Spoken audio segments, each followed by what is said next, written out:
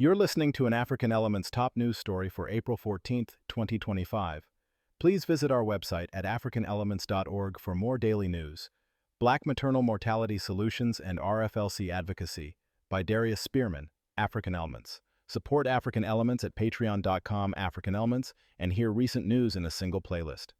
Additionally, you can gain early access to ad-free video content. The numbers paint a stark picture for Black mothers in America. In 2023, the maternal mortality rate for Black women reached a devastating 50.3 deaths per 100,000 live births. This wasn't just a high number, it represented a slight increase from 49.5 the previous year. While other groups saw improvements, Black women were tragically left behind. We remain the only demographic group that saw no statistically significant decline in maternal deaths. The gap isn't new, but it's widening. The Centers for Disease Control reported these figures, confirming that while rates dropped for white, Hispanic, and Asian women, Black mothers faced worsening odds. Understanding what maternal mortality truly measures is crucial. It counts deaths during pregnancy or within 42 days after childbirth, specifically from causes related to pregnancy or its management. Importantly, this calculation uses live births as the denominator, not total pregnancies, focusing on outcomes after a baby is born alive. Accidental deaths are excluded. The focus is strictly on complications from pregnancy, childbirth, or postpartum care.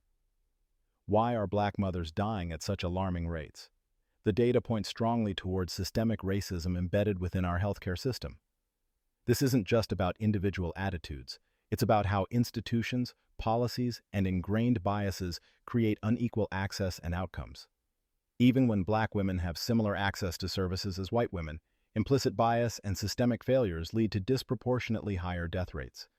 These aren't isolated incidents. They reflect patterns woven into the fabric of healthcare. The statistics are damning evidence of these maternal health disparities. Back in 2020, the maternal mortality rate for non-Hispanic Black women was 55.3 per 100,000 live births. This was nearly 3 times higher than the rate for non-Hispanic white women.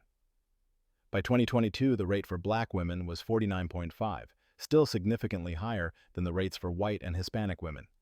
Furthermore, issues like missing pregnancy status information on death certificates can lead to underreporting of maternal deaths. This potentially masks the true scale of the crisis and hinders efforts to allocate resources effectively. Recognizing the risks mothers face after giving birth, there have been policy changes aimed at improving outcomes. One significant effort involves expanding postpartum Medicaid coverage. Extending this coverage from the previous standard of 60 days to a full 12 months postpartum was a positive step.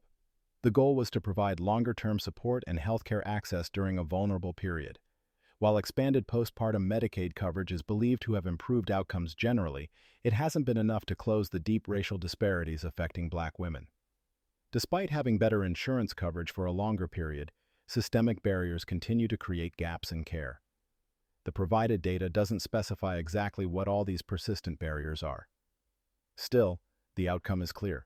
Policy changes alone, without addressing the root causes of systemic inequality, haven't fixed the problem for Black mothers. Another critical factor influencing maternal health outcomes is the diversity of the healthcare workforce. Black patients often experience better communication, trust, and health outcomes when treated by Black healthcare providers. This connection highlights the importance of representation in medical fields. However, achieving greater diversity faces challenges. Concerns exist about declining medical school enrollment among Black students, which could threaten progress toward a more representative healthcare workforce. While CDC reports focus on tracking mortality rates and improving data accuracy, the issue of provider demographics remains a crucial piece of the puzzle. Ultimately, having healthcare professionals who understand the cultural context and lived experiences of Black patients can be vital for equitable care. Organizations like the Reproductive Freedom Leadership Council are actively working to address these life-threatening disparities through policy and systemic change. The RFLC focuses on championing legislation and reforms specifically designed to tackle maternal mortality. Their mission involves fighting for comprehensive reproductive health care access for everyone, recognizing it as a fundamental right. Furthermore, the RFLC frames the issue through the lens of reproductive justice. This approach connects the dots between maternal health and broader social and economic factors. They emphasize that access to abortion, contraception, and quality prenatal care are intrinsically linked to economic stability and the safety of our communities. For the RFLC, reproductive freedom isn't just about healthcare choices. It's a non-negotiable aspect of bodily autonomy and overall well-being for Black women and other marginalized groups. Addressing the Black maternal health crisis requires intersectional thinking that acknowledges the overlapping threats people face. Copyright African Elements.